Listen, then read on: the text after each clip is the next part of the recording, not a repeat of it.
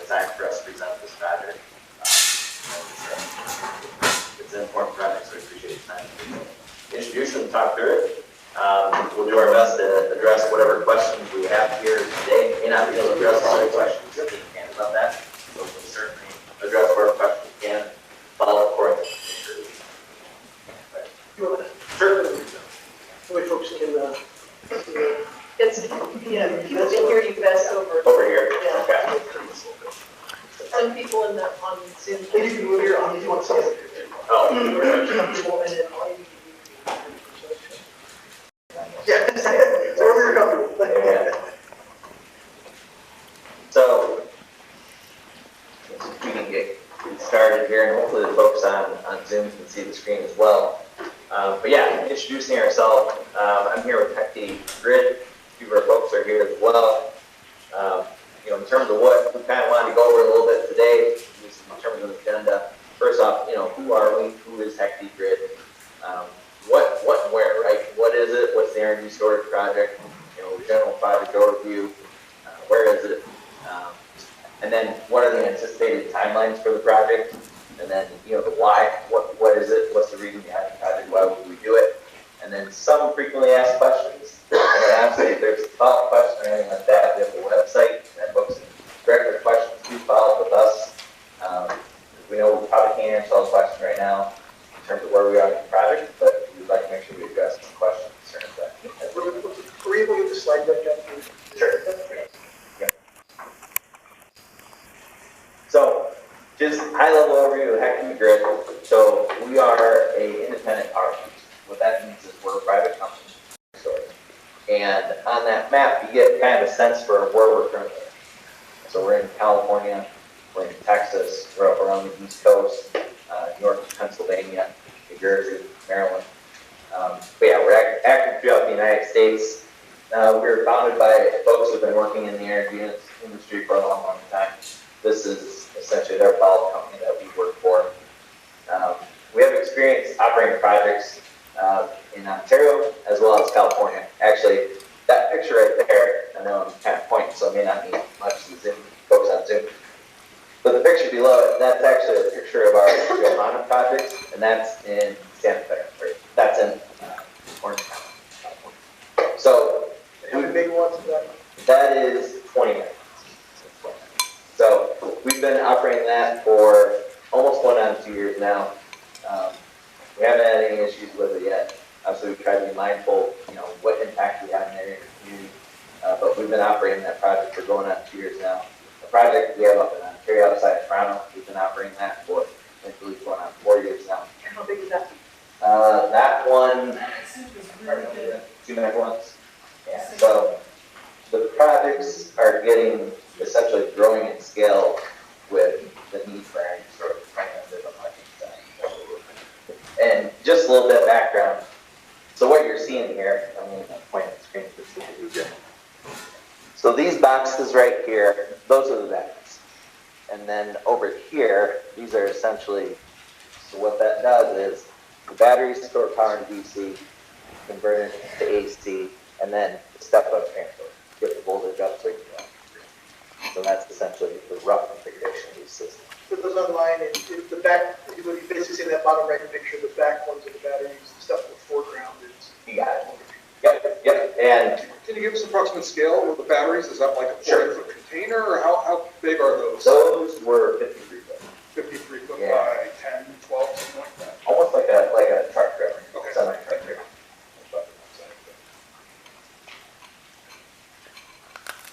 And then wanted to give kind of an overview of just kind of what is energy storage, what's happening. So the way I think of energy storage is think of it like an electric motor. So why do you have a rust motor? Because you want to have water. It's similar with energy storage. You want to be able to have power.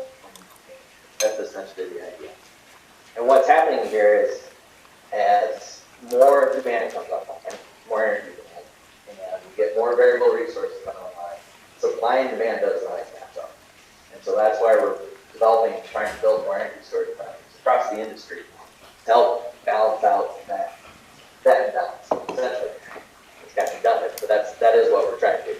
So smooth out the peaks, create a a more reliable grid, have power when we're basically trying to keep power. It's one thing to keep we're trying to keep power.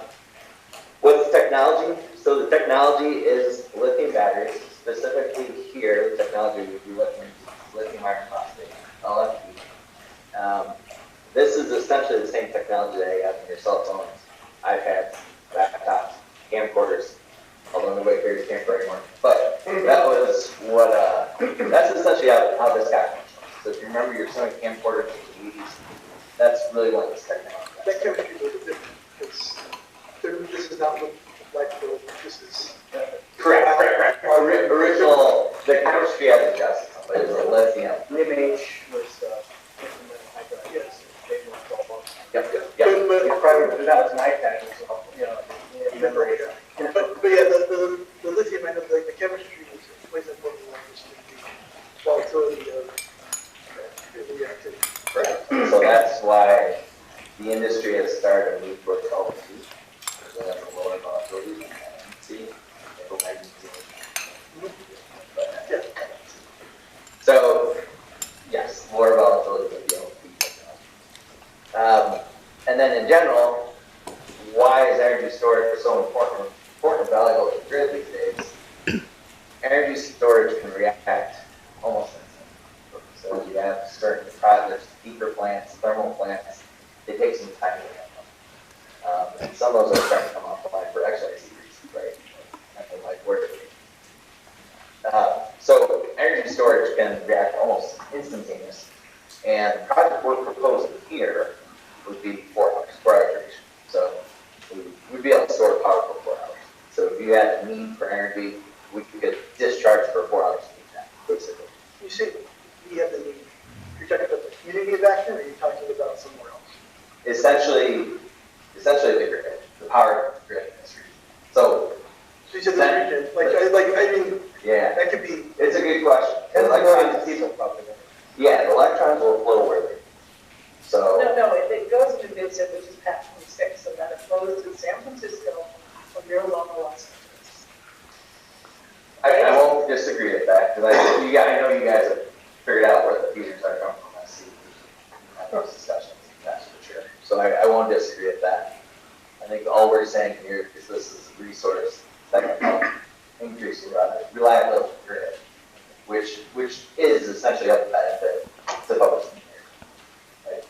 maybe, Greater. well, maybe, except for our local power gets shut off for all sorts of reasons, in which case, all the batteries in the world get shut off. Yes. Yeah. So that's a general overview of energy storage. What's going on? So now, giving an overview of the Humidor project, essentially the images you see on the right-hand side are the current site, and then below it would be the proposed site. So essentially using what's currently a parking lot, storage area, there's a paintball facility there. So that's the idea, to use that, essentially that site. And it's next, for folks who maybe aren't aware of it, but it's basically across the railroad tracks from the Mississippi Valley. That's what it's going to be. So trying to use existing disturbed site, not going into any sort of virgin greenfield, so to speak. But that's essentially where the site would be. Essentially up to 400 megawatts of capacity is what we're looking at. Now what does that mean? That's approximately 320,000, give or take. That's how much it could provide power for us. That's a rough number, right? There's different ways to cut and dice that, but that's a rough number. What's the footprint on this? So the site right there is approximately 15 acres. Like I said, it's currently used as a staging area. Now, we would tie in back to Vincent substation. And so what we do is we run along Vincent View Road down to Angeles Forest Highway. Underground or above ground? Underground. Because I think the site plan you sent us is marked OH, overhead, so. Right, so at the time we weren't entirely sure what it might look like. Just given the clearances and how to get back to the substation, underground. Now, you may see some poles by Vincent Sub. because in order to get into Vincent Sub, you have to come up. Yeah, I see. You already saw them quoting over there. They were doing core sampling. Drilling, yeah, along the road, yep. Over at Vincent? So that's, yeah, so we were doing geotech. Taking questions now? We could, yeah. Let's wait till let him get to the thing. I think we have some questions. There's a picture there. Yeah. Well, like, if you have a good question, I think you can ask. Okay. So this is proposed what it currently looks like and what it would be. In terms of, rough jobs, we're looking at estimated approximately 100 construction jobs, give or take. And then when it's fully functional, or when it's operating, what we'd be looking at is about 2 to 3 full-time people. What are those folks doing on site? What is one of those 2 to 3 people? Is that security? Yeah. Is that security? Is that? No, they're technicians, so maintenance. Yeah, so they do maintenance. Yeah. And so, yeah, so 2 to 3 folks on site. Is that 24 hours or is that like a shift? Like there's 2, 3 guys there to make the fire? Right, more of a shift. Okay. Now, continuing at the overview, roughly speaking, how long might the construction take for this project? We're estimating approximately 12 months, give or take. So about 12 months to build it. What all might that include, or what all does that include? So, site grading, going and prepping the site, installation of foundations. Essentially what these foundations look like are concrete pads in places that containers on inverters. It's a little hard to see it, but these are pads underneath those batteries, and then pads underneath the inverters. And this right here, this was asphalt, this was not a parking lot. In all likelihood, what we'll do here is aggregate on the site. So then you have your installation, your foundations, cabling, communications infrastructure, and then you can start to actually install the batteries. And then, like I said, so what we show up there with Johanna, those are essentially the size of a tractor trailer container. What these are likely to look like, they're starting to become more like cabinets, more containerized, a little bit smaller, almost like maybe call it width the stable. So for folks on Zoom, this is maybe 6 feet, give or take. They're starting to become more modularized containers, and then you kind of stack those up in series. And that's really kind of what the technology starting to go. Then you'd have your cold and hot commissioning. Now, what does that look like? Well, cold commissioning is essentially making sure all your mechanical connections are put together. So are all the wires tied together? Is everything physically where it should be? And then when you start doing your hot commissioning, that's when you start doing your power. Checking to see if everything's together. So moving into operations, well, the project is designed to last upwards of 35 years. A minimum of 20 years, but it could last up to 35 years. And we're saying that, we have staff on site, they're going to be doing routine operations maintenance, but also folks on the ground to communicate or something. The site's also going to be monitored 24/7. So we work with our partners at 24/7 control center, and that way we have eyes on it all the time. In terms of end of project life, essentially what we'll do is we'll reclaim the site. So we'll have to recycle batteries accordingly, and then we'll have to recreate the site to essentially the existing conditions. Unless the landowner decides they want to do something different, but that is the end. Right? Now, in terms of anticipated project timelines, this is roughly where we are right now. So the project currently is in early stages. So we haven't kicked off the full-blown design and engineering yet. As we do that, that's where we're going to start getting more input from the first. So where we're at right now is more conceptual design phase. So we're targeting being able to move and complete project design and engineering, call it by mid-summer. And then moving on from there, we'll kick off construction. You get into where you basically have everything built out where you need it, call it by Q1 of 2024, late Q1, call it. And then that's where we want to be able to finish up the commissioning. Like I said earlier, California, we're essentially trying to balance up their peaks and flows. Demand comes online. We're trying to help with that, balance that. Also, we're utilizing existing serve sites, existing also utilizing existing electronic right of way along the Angeles Forest Highway to get back into it. So trying to avoid any sort of sensitive areas in site. Also, be able to reduce some of the truck traffic that's coming in on site early. So when this is operational, most times it's going to be guys and gals in and and I touched on it earlier, but we'll be able to generate approximately 100 construction jobs when we get building it, and then 2-3 full-time staff on site. And then on average, we estimate about $2 million in property taxes paid out on the project over the life of the project.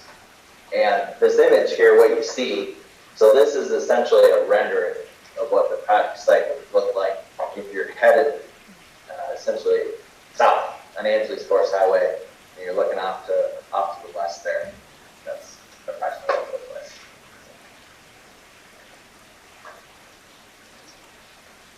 like. Okay, some of the frequently asked questions we get, first off is like, well, how is this affecting and how is it going to well, most of the impact that will affect folks is during the construction period.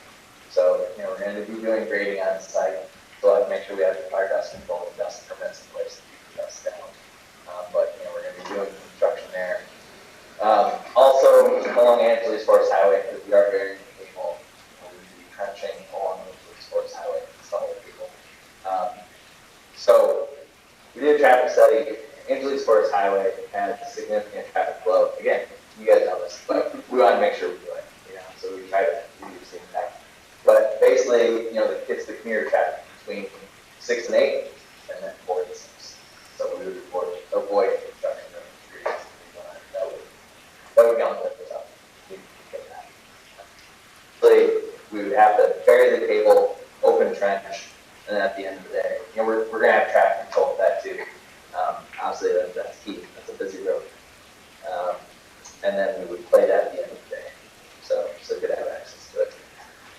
So most of the impact we see happening will be during the construction period. During operations, it would be a quiet meter.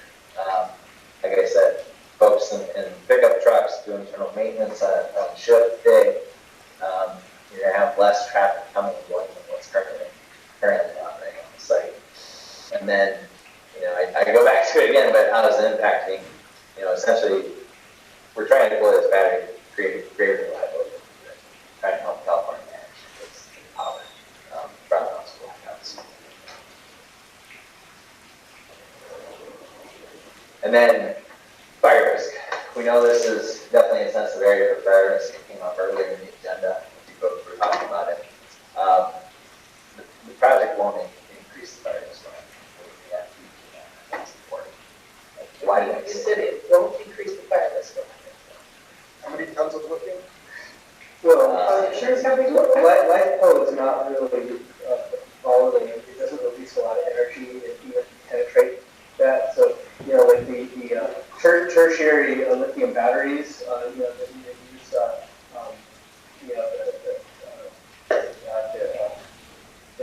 these other metals, kind of like what's in a Tesla, basically. Those are highly combustible, very dangerous. They're medium safe, because if they're encased in metal, then they don't really spread, too much. But LiFePO, if you penetrate it, it's like,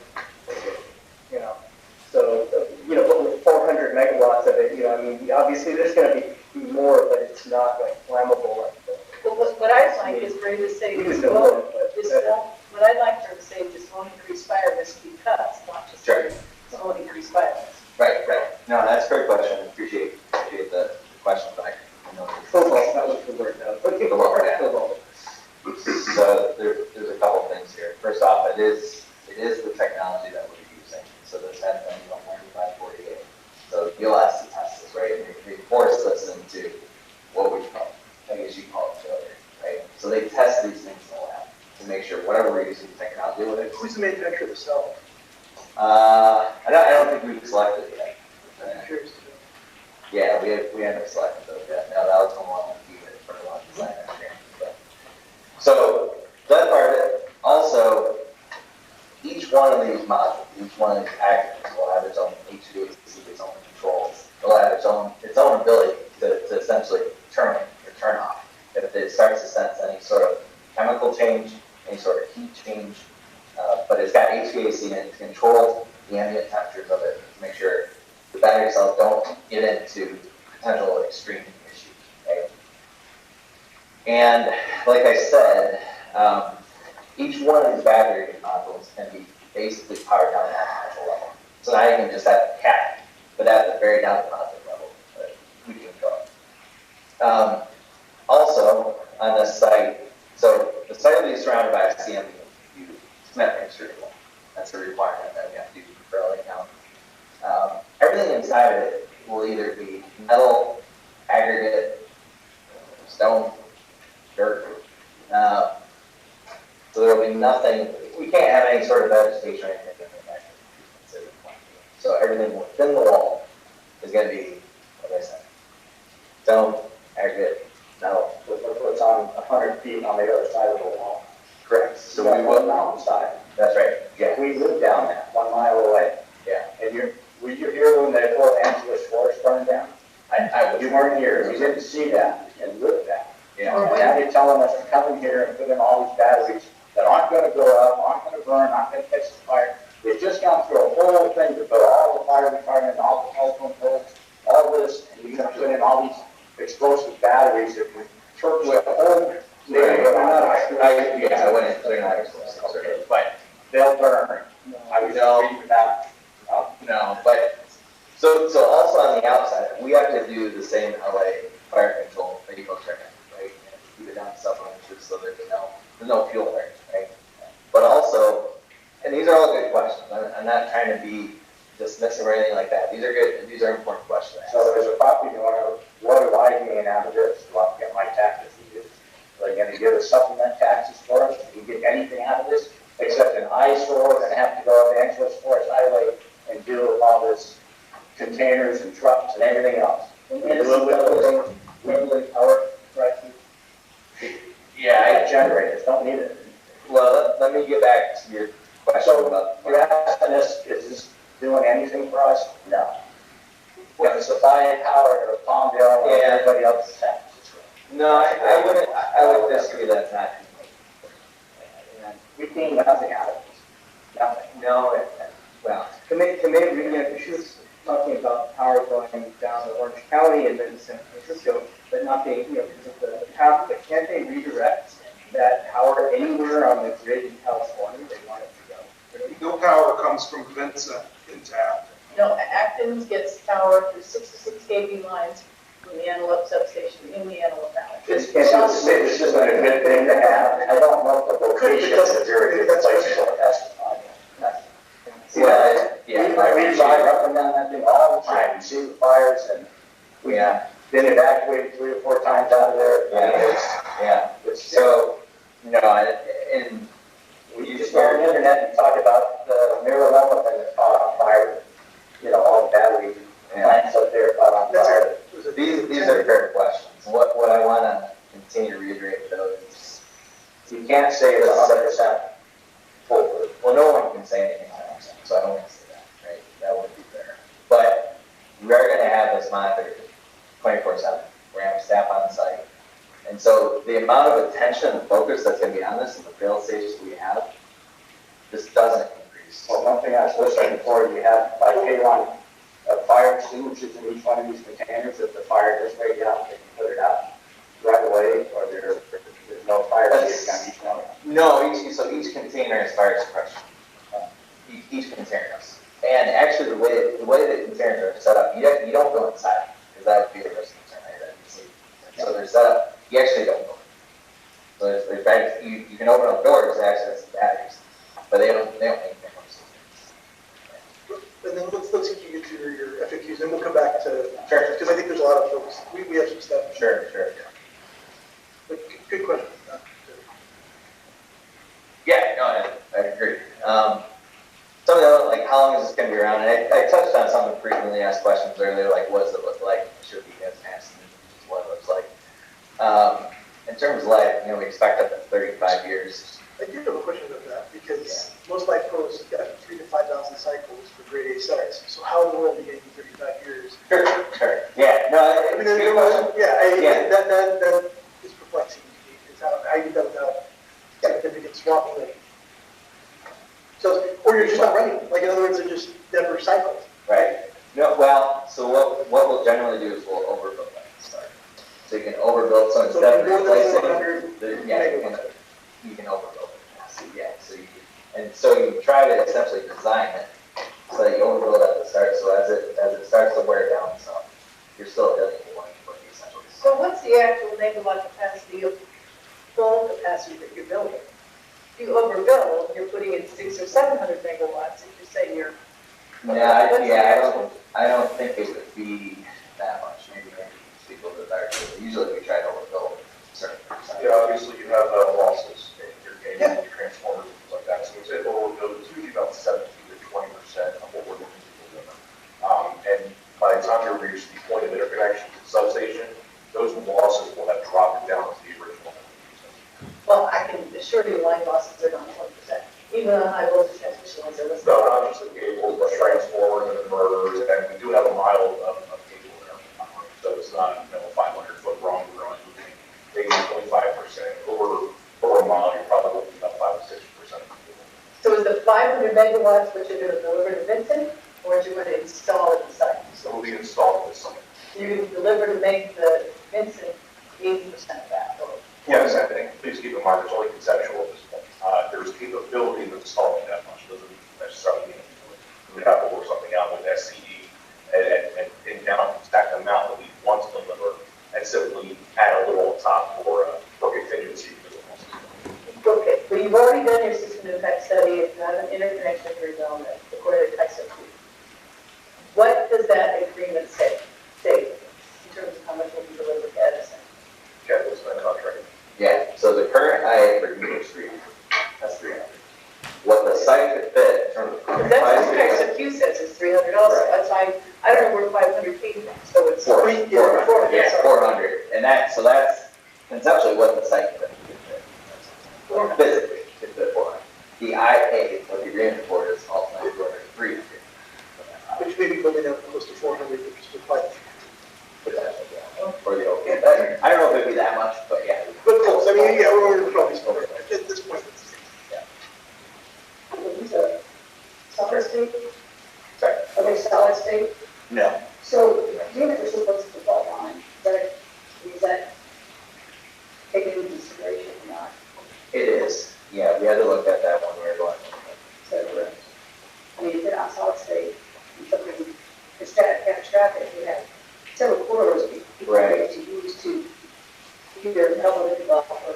I would actually, not trying to be clear, I'd actually be more concerned about solid state from a technology standpoint, because they have a higher failure rate. Okay. So it's concerning Right. something would happen with the Right. part.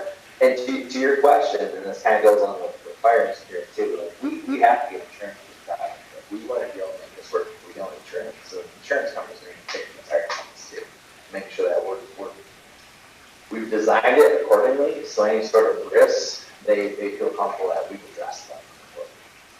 So this is Do you have a policy in written, and has it been looked at that? I mean, I'm just, from my standpoint is, we've had numerous meetings here where we had the California Commissioner's Office attend, where we had lots of residents losing coverage because of the high fire risk area, and, or astronomical rates, like, hey, your insurance rate's now 30 grand to cover your, $500,000 house. Yeah. So, I mean, is that something that, are you that far into, or is it, hey, so this whole thing can kind of undone if Well, you can't get insurance? I think ultimately it probably comes down to what's the cost. What's the cost? Yeah, cost, yeah. Getting towards the end, so I do appreciate the questions, but at the end of my presentation, I was going to say, so, as folks have followed, right, this isn't a one and done conversation. I don't want you to go with that. But if you have follow-up question or you're trying to understand what's going on with the project, what's happening, we have a website, it's www.tudorstorage.com. And on there, if you have any follow-up question, you want to know what's going on, or anything you think of to ask tonight, you can send them on that, or that's our number. And is that just for this project? Correct. Yeah. Kind of curious, why Humidor? What is the? Not for cigars. It's a cigar. No, that's what I thought, but I couldn't figure out the time. Yeah. I thought they were putting a bunch of big I got cigars. excited, I thought we were opening the No, giant cigar. Yeah, right. There was a time where, folks were named using the projects after scientists. And I don't know if this fell into that camp, but they named you after a certain scientist, like St. Louis. But yeah, there's also a cigar storage. So yeah, that's the end of the presentation I had, so. So I have a question. We're gonna do some questions and then we'll open it up. Yeah, so obviously this is to the, little bit to the north of Vincent, and then most of the homes are on the south side of Vincent, in this area. But there's a huge problem with Vincent and low frequency noise. So this project with DC batteries and inverters, 60 hertz step-up transformers, going to Vincent, will there be additional transformers required at Vincent that will take this incoming power? It's going to affect the low frequency noise problem in this area, because it's a big problem. All the neighbors hear the humming and everything vibrates in their homes, and if this is going to add to that is my question. Well, the neighbors adjacent to this. And there are neighbors across the highway there, and there are houses, yes, there are other houses close to it. So now you've got Vincent, you've got this thing over here on the north, you've got Vincent, you've got a lot of homes to the south, and you've got a little less density where that thing is. So what is the noise vibration profile of this thing when it comes online? Yeah, so for kind of, Typical day, sure, the windmills ice up, the sun goes away, right, the nuclear plant is done, right. there's no more natural gas, propane is out at the union, this thing goes into full bloom, boom, it's on. Right, What does that look like for the residents? right. So as you guys are probably aware, receptors, but usually what these end exact are below 60 decibels. And what 60 decibels is actually the volume we're speaking at. About 3 meters away. Right, but you get 60 decibels and then you get, you have harmonics and you have orders of noise And and, the frequency is much more. yeah. So are these digital inverters? Are they high frequency inverters? So do we have that to deal with as well? Or what's inverter technology? Your only noise in the system would really come from two main power transformers that are accepting the incoming line from business substation. Like Ed said, about 60 decibels is your standard. The way the sound perpetuates from these transformers is only from one of the 4 sides. And we are more than happy to perform a study to see if we feel there's an overloaded noise that would be disturbance to the neighbors in the surrounding area. There are steps that we can take to provide sound dampening to those transformers. So I do absolutely say sound is not the issue. Okay, so there's not an inverter line, those kind of things. There is It's not not. associated with this. A lot of things we do Transformers are there. There are 2 main power But there's a lot of Temporary. techniques. 2 that are Dampen accepted. all that sound. Well, I No, it's think very quiet it's area. 230, I mean, I see. Yeah, so the actual system, Oh, well, they didn't put them in at Vincent, so what's required? okay, Vincent has different security all around its entire site. So I can't speak for how they designed theirs. I can obviously, I don't think it's do that, but in general, yes, that we have our brick walls and your pits. Should there be a leak of oil, which is not normal whatsoever, but that's simply a safety step that we take. So there will be firewalls between the 2 trends, so you'll have 3 firewalls. My understanding is the state is best. Okay, they might also be sound dampening too. And again, if we found that to be a requirement, we would certainly. Well, so you say that we find that to be a requirement, that's a concern I have. Because it's only just recently that NFPA came out with some standards for these best systems. California doesn't use NFPA, we use uniform fire code. As far as I can tell, they haven't come out with any standards. So a lot of these requirements have never been developed before. So everybody's flying by the seat of their pants. And nothing's been established firmly. So, when I hear things like, well, if that's a requirement, We hear it's never gonna happen because. either that or we don't know what the hell the regulators don't know what they're doing, is that they haven't even come up with standards. So, like, when I want to build a house, it's like, okay, you gotta use schedule 40 this, you gotta use whatever, that, blah, blah, blah, it's a recipe, to just look it up. But that doesn't exist in these type of systems. I understand. The photos that were on the graphic of the existing project we have in Johanna is that the 10 megawatt site? There's 25. 20, but this is 400 megawatts, so. Yeah, it's all the same equipment, just multiple. But anyway, when he says requirement, I wonder what he means. Is it necessarily code requirement, but a requirement based on the practical circumstances of the site and the equipment, and if there's a complaint or a noise issue, and then do something about it? Is that what you mean by requirement? We want to work with the community. So if that's going to be an issue, sound, that is absolutely something that we can, provide remediation. And if sound is an issue, we go address it. And Stone said we actually had one family move out because of the vibration. It wasn't a noise, it was a vibration, which is its own type of noise. There are lots of vibrations, so thank you, Karen. That doesn't say the same thing to us. That's what I'm trying to listen to anyway. So does this require an expansion of the substation in any way? Or you're going to tie in as additional equipment? Vincent substation of the footprint. So they will build new equipment inside the footprint to tie to it, but Vincent's sub, that wall, So we're going to use some of the available space to. Yeah, we go across the street and that is in gravel area across from them. their helicopter pad, or, they're going, yeah. Stay with that footprint, existing. Any question? Yes. Okay. Yeah, I got it. First of all, in the KISO queue, this is called humidor 1. Is there going to be humidor 2? Are you going to expand this to more? Or? So generally what we do is we'll do a humidor storage one if there were to be an extension. But right now, this is the only project we can see for this footprint. Right? Okay. Are there other areas in the community that you identified as possible sites for a indoor two? There are other areas we would consider for storage. Yes, we're considering that. In the area? In there, Okay. Let's see.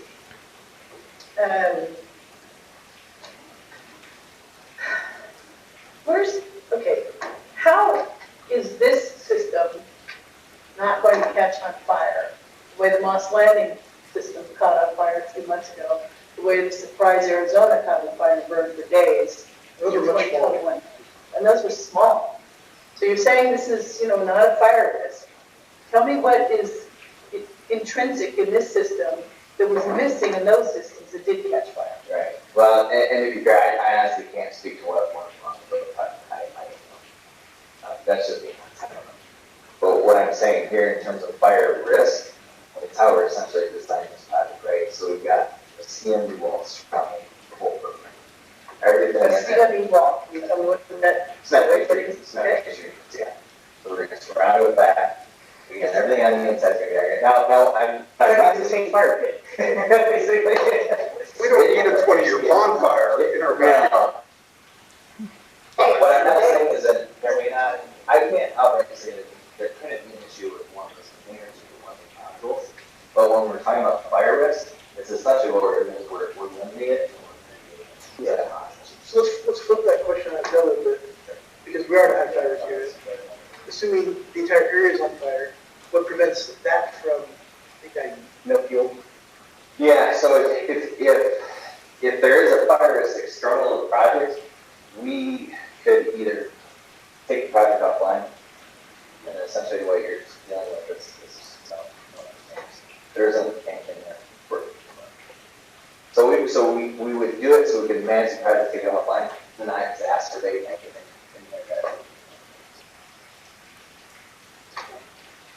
Well, okay, the Surprise system were LGs, the Moss Landing was Tesla.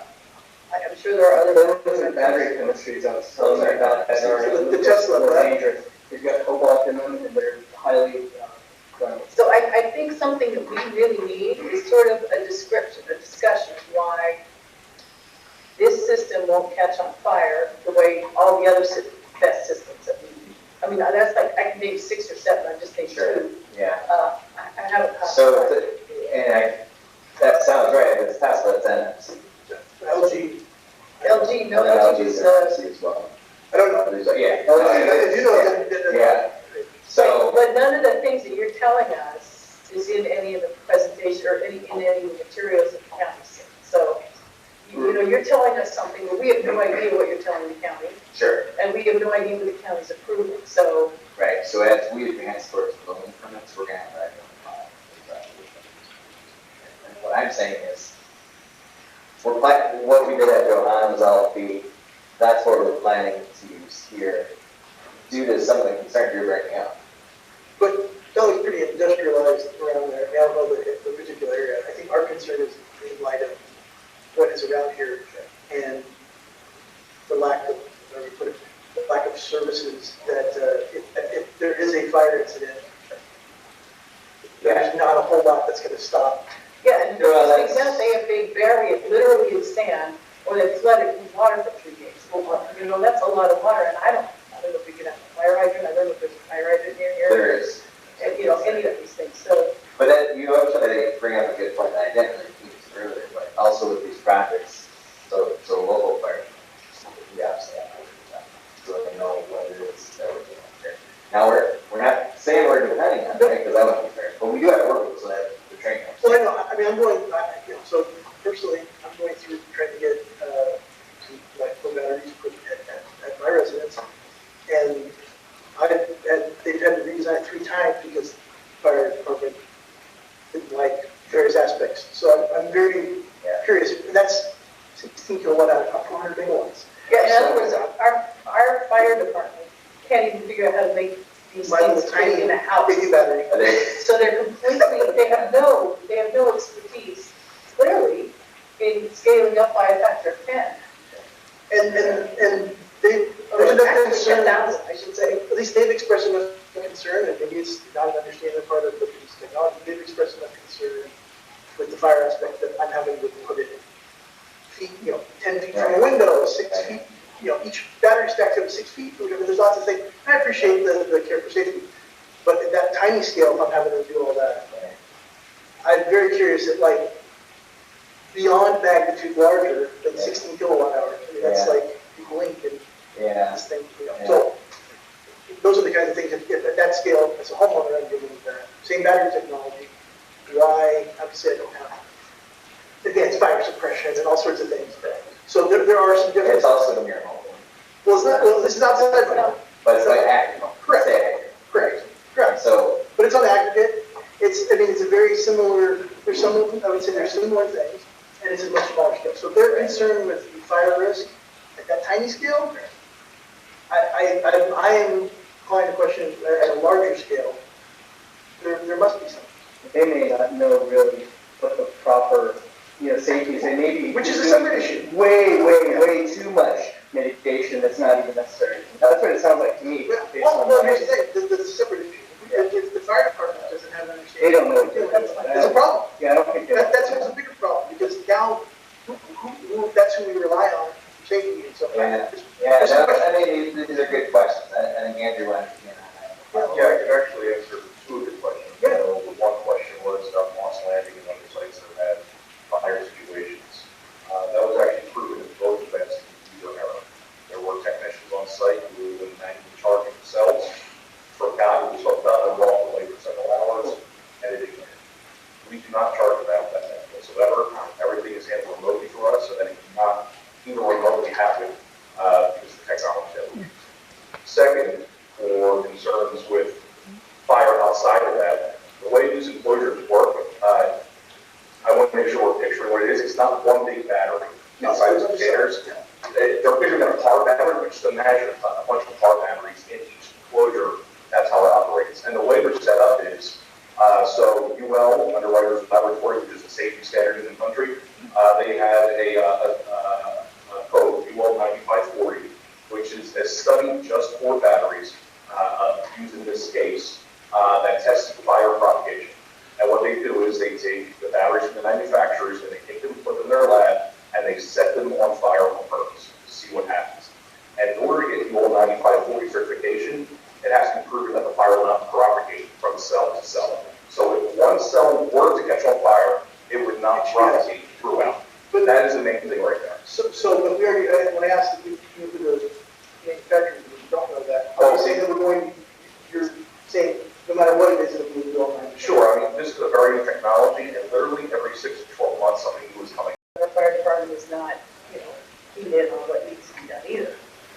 that's the same technology, this LFP stuff, so. Yeah, and I think your questions are right, and what we're saying is, we're effectively designing a system that's going to mitigate the fire risk, but we also have to make sure the fire department understands what this equipment is, what this technology is, and so we work with them, to a great PCR manufacturer, make sure they understand how this technology works for this. We understand that this is going to be the best technology you can put here. What scares us is the magnitude of the project.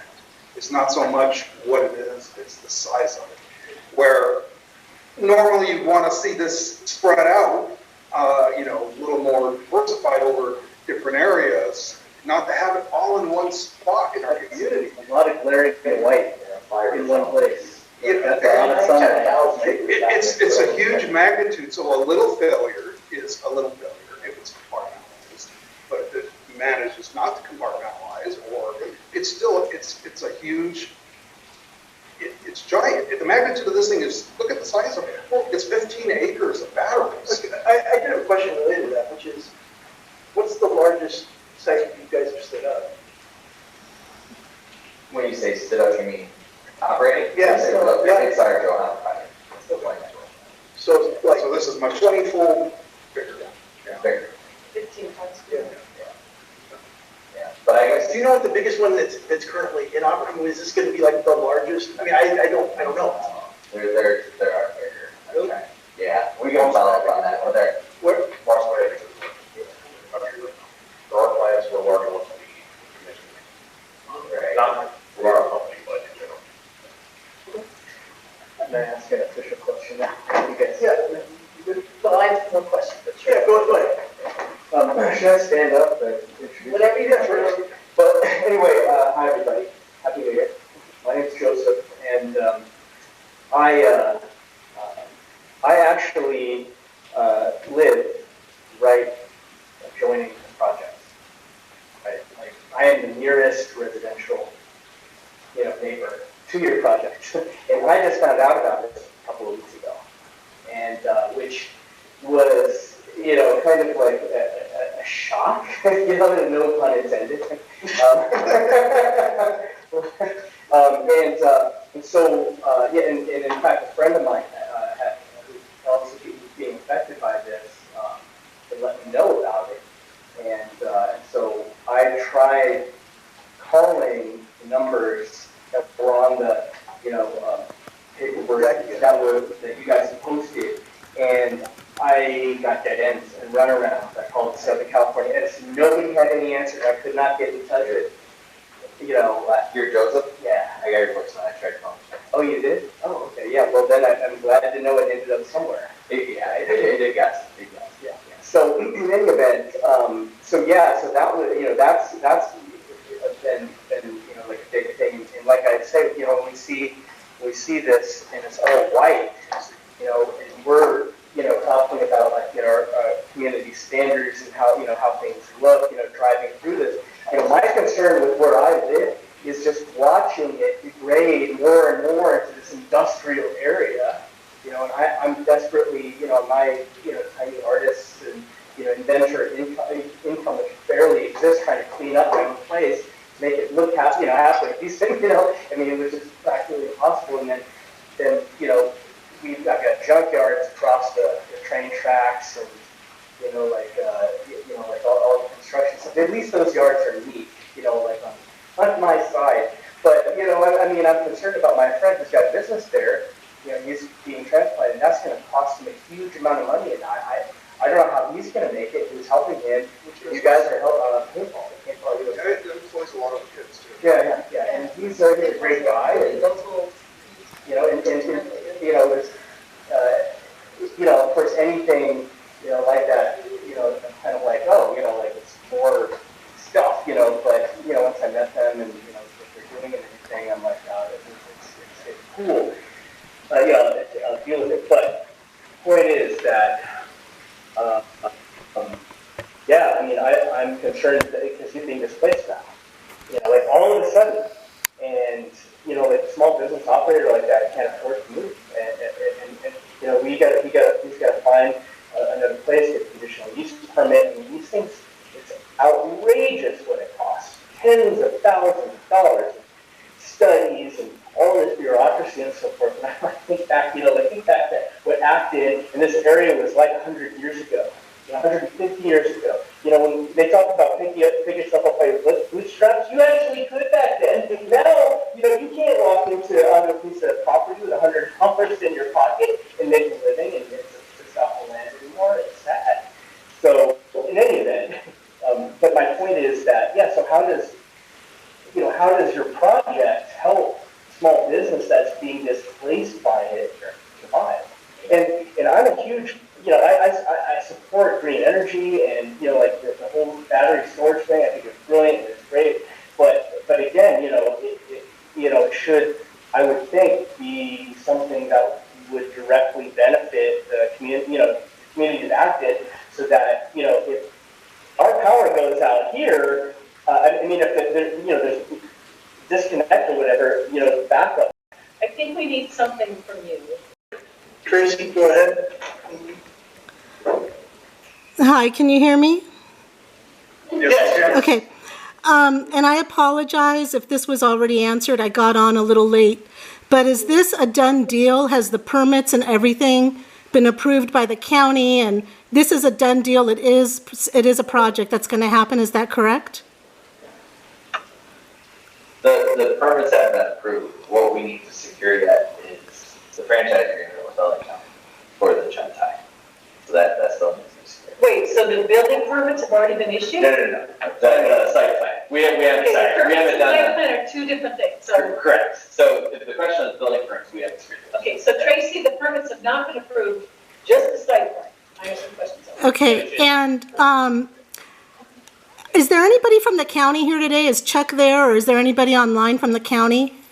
Or Well, somebody from Public Works was gonna come in. okay, this is just a comment, but it seems like the national forest. Where are the people that are so upset about the tree frog? We couldn't build houses after that first big fire we had because of the tree frog.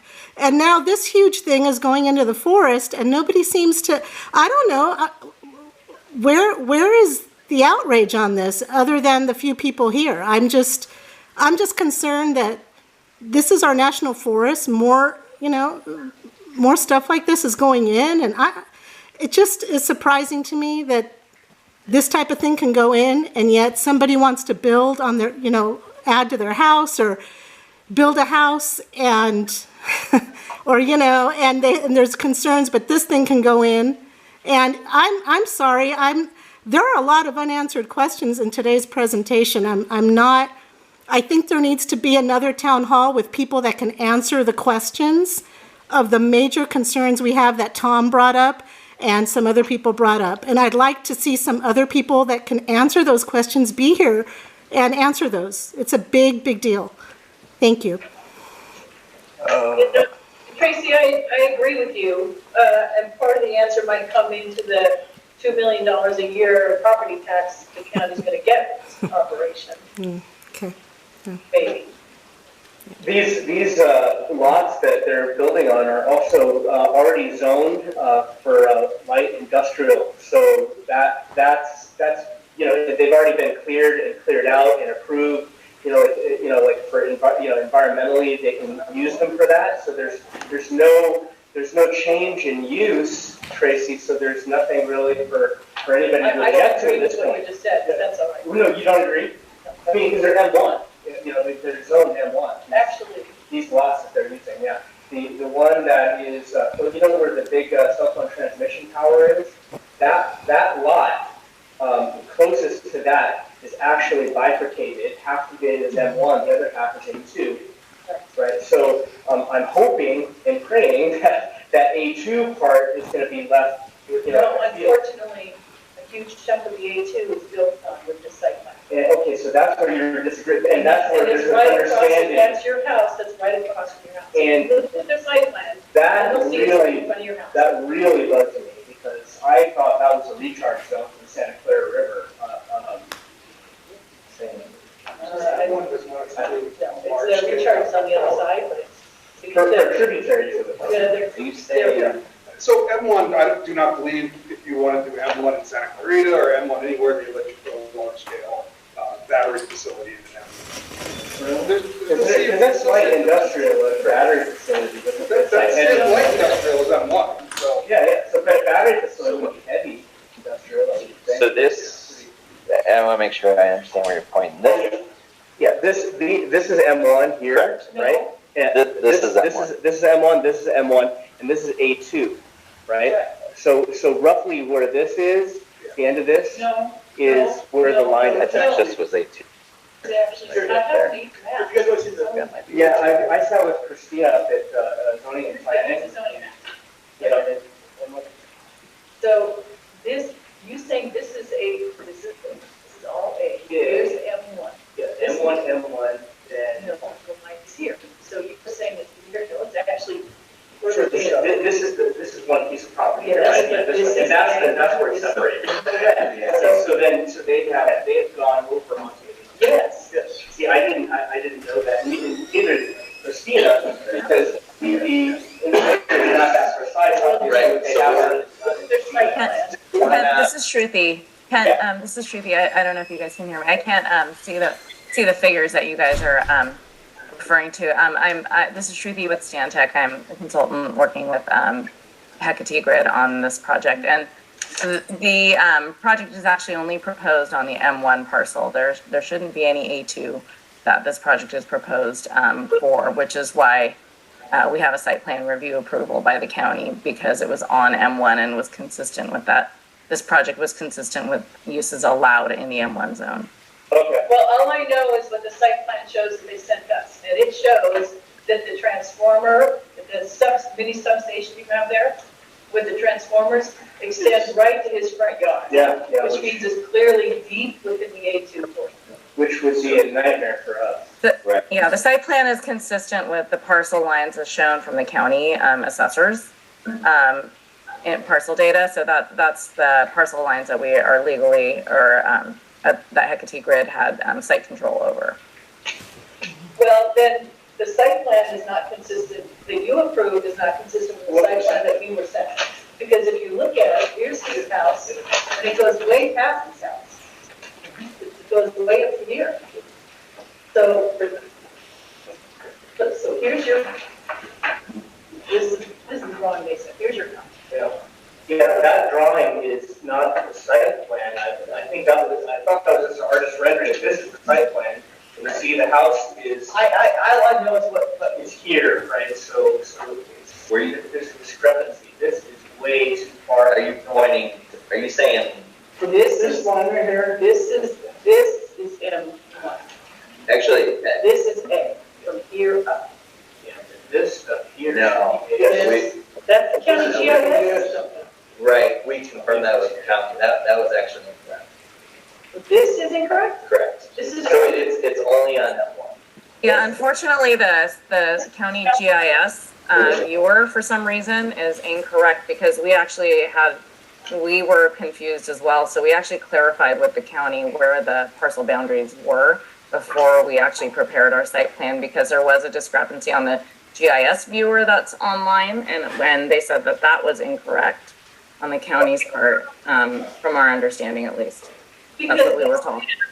This map that I'm looking at from the GIS system is consistent with the hard copy of the zoning map that was adopted by the Board of Supervisors by the AV plan and the county general plan. So, I will pull that hard copy. I have it deep in storage. Just put it in the deep storage 2 weeks ago. I'll pull it out. okay, so, I don't know. Okay, wait, first, who's the lady who was talking? I didn't catch yeah, her. wasn't Tracy? No. Shruti. Oh, Shruti. Can you? Shruti, do you want to reintroduce yourself? Sure. This is Shruti, SHRUTI. Last name is Raymaker, RAMAKER, and I'm with Stantec. So you're not with the county? No, we're not. I'm not with the county. I am a consultant that is working with Hecate Grid, an environmental consultant. Hi, Jackie. This is Josie Gutierrez with LA County Public Works. We have Dana Rothman and Alan. Sanchez, that's correct. Yeah, I was just To comment on the property parcels you're talking about. yeah, Alan, go ahead. Hi, let me introduce myself, Alan Sanchez, Los Angeles County Public Works. And I am the analyst working on the application to grant franchise rights for the Gentile routes, which is going to connect the battery storage facility to the Benton substation, which is about a mile and a half down south. So we are pretty far along in the process to grant franchise rights for the project. Excuse me. We actually have the ordinance is going to be introduced tomorrow at the board meeting for the supervisors to have the ordinance introduced. There's going to be a noticing period of about 15 days that will happen after tomorrow's meeting to invite public and public comments. We have a tentative date for the adoption of the ordinance, which will be February 14th, I believe, or the Or the 21st, we'll have to double check that date on the board letter. But there is a public hearing after the board adopts the resolution of intent to grant a franchise, and then there's a noticing period indicating. So this is this meeting is what. Yes. So this meeting is a result of us having the CADI try to reach out to the acting town council, so that they can schedule something, a meeting just like this to address any concerns, so that they can be heard before the ordinance is adopted. This is Board of Supervisors and the Acton Town Council and the county. Hakati is not part of this. This is a problem we've had with the county for a long time. Things get scheduled before the board, and we're told about it either afterwards or just before. So please leave Hakati or Hecate, or however you say it, this is not, if you, Public Works, are going to put something before the board and ask them to introduce it as an ordinance that affects our community, and you don't tell us until, you asked to participate in this meeting today, which was great, via Zoom. We didn't even know, who you were or what you were, how you were affiliated with Public Works, and now you dropped this bomb on us that this is going to the board tomorrow. I'm just stunned. The introduction will go tomorrow. It's not going to be adopted tomorrow. There will be that period of noticing at least 15 days. But even that's a problem. So that to invite comments. Public comment. That is not adequate time. We do not have another meeting until the middle of February due to the holiday. In fact, this is a special meeting. We weren't even supposed to have this meeting. We called this meeting just for this project. And so, meeting, then at this point, we would not have been able to know about it, and we would have still put the ordinance. Okay. That's right. No, But that's what I'm getting at is, then either the site plan is wrong. Yeah, There's something that's not right. We need to hear it. There's you guys to swear on the website was accurate. It had this weird line. But we're also saying that the printed copy, which is not online, is then also inaccurate. So we have some other. No, it's not inaccurate. It is what the board adopted. No, that's right. That is the law. Correct. Regardless of what I'm anything getting else at is that it matches. So that's something that's out of whack. Right, And exactly. then we need to do that. Exactly. Very important. Are you familiar at all with the proposed Angelino project? Okay, so you said you're looking at other battery projects in the area. What are they called? And have you applied on the XMQ for them?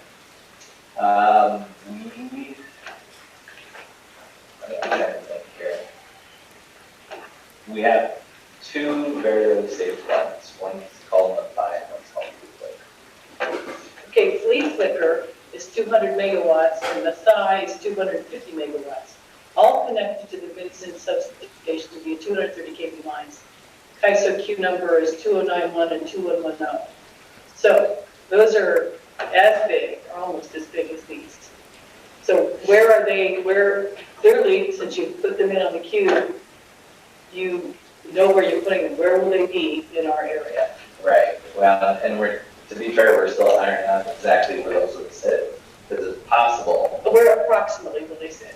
Approximately, would be, so you have Vincent Sub, north of Vincent Sub. I'm trying to get myself here. It's effectively across the street. Across Angeles Forest Highway? Yeah, but. So that's right, your house. Right. I heard it was gonna be where Brady's got an arena. You know what I'm talking about? The horse arena there? Yes. Yes, I heard that is gonna get pulled up. So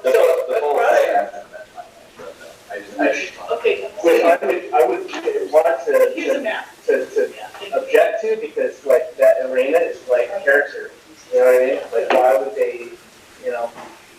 Well, the thing is, why would they put them here anyways? I know we have Vincent Station, but all that generation out in the desert is all connected through high voltage going into Vincent Station. Right. So there's really no necessity to have these inactive. Except that. Because as you said, the grid is connected. There is importance in that. So, Which is what? There is to because. balance the grid. Right, It doesn't matter. Community is out in the middle. Right.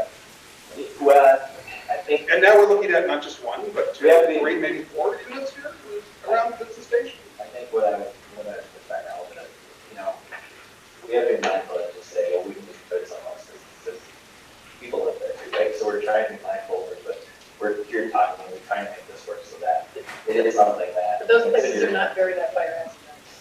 We are in very that fire hazard. And Antelope Valley is not, they're not even high fire hazard. No, I mean, and that's, I was wondering why not put it in your top city or